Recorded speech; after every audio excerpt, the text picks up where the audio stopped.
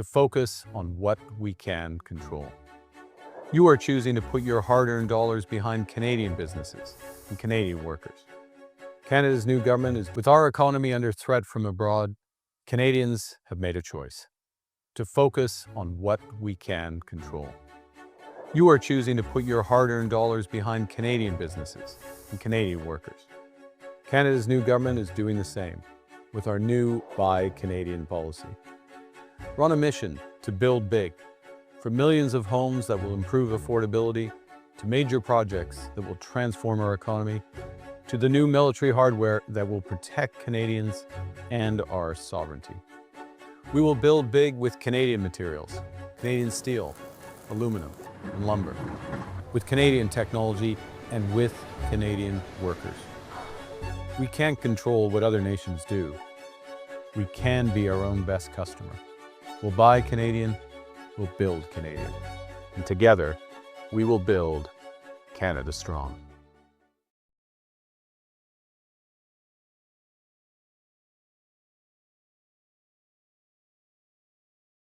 Canada and the United States have built a remarkable partnership in the economy, in security, and in rich cultural exchange. But Canada doesn't live because of the United States. Canada thrives because we are Canadian. I said we had to do two things.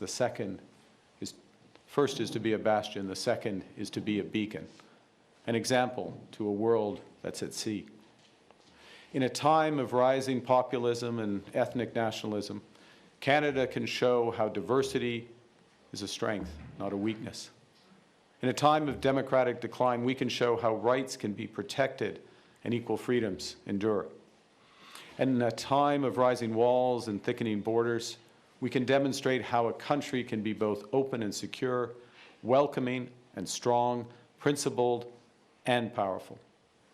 There are literally billions of people who aspire to what we have built: a pluralistic society that works, a public square that's loud, diverse, and free, an economy that delivers broadly shared prosperity, a democracy that chooses to protect the most vulnerable against the powerful. Now, Canada can't solve all the world's problems, but we can show that another way is possible, that the arc of history isn't destined to be warped towards authoritarianism and exclusion. It can still bend towards progress and justice. In this time of great consequence, we are choosing. We are choosing to work together to build one Canadian economy. We've made great progress over the past year. Now we have to redouble our efforts with the provinces and territories. We're choosing to find new markets and develop new partnerships. We've announced a dozen new economic and security partnerships across 4 continents in the last 6 months. More will come, all will deepen. We choose to build in solidarity with Canadian workers, creating hundreds of thousands of good-paying union jobs and investing in apprenticeships and skills training so that young Canadians can have the careers of tomorrow. What makes Canada a great country? It's a great country for everyone. It's the greatest country in the world to be a regular person. You don't have to be born rich or to a landed family here. You don't have to be a certain color or worship a certain God. Canadians believe in the value of every other Canadian, their boundless potential to make this great country even better. Our ancestors, despite their differences, believed in each other and in us. Now, there are long periods of history where these values can prosper unchallenged. Ours is not one of them. Our values must be fought for.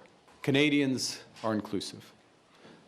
We know our country is stronger when everyone belongs, when newcomers are welcome, when minorities are protected, when Indigenous peoples are true partners. That commitment to inclusion was institutionalized, first in the Bill of Rights and then embedded in the Charter of Rights and Freedoms. It was manifest in our adoption of multiculturalism, first as policy and then as law.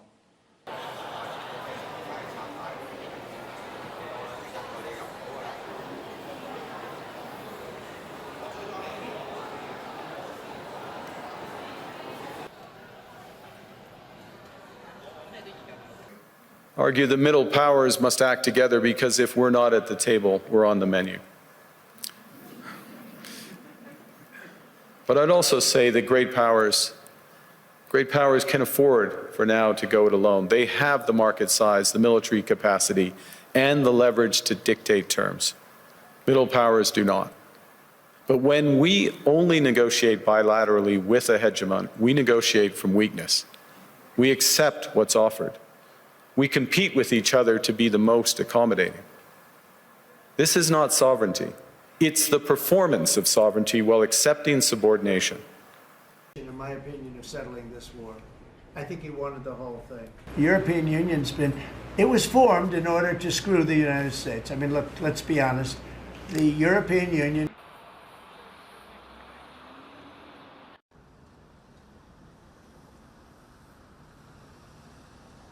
First of all, I think it was certainly a positive. I think it's a positive for both countries. I think China can gain from some of our agri-food products that are very high quality and I think well regarded in China.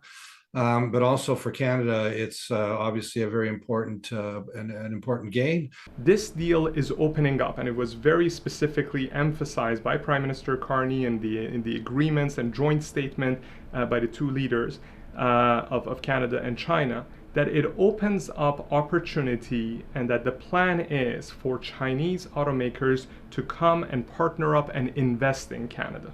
So it's actually opening up a path for job creation rather than for imposing pressure on our Canadian workers.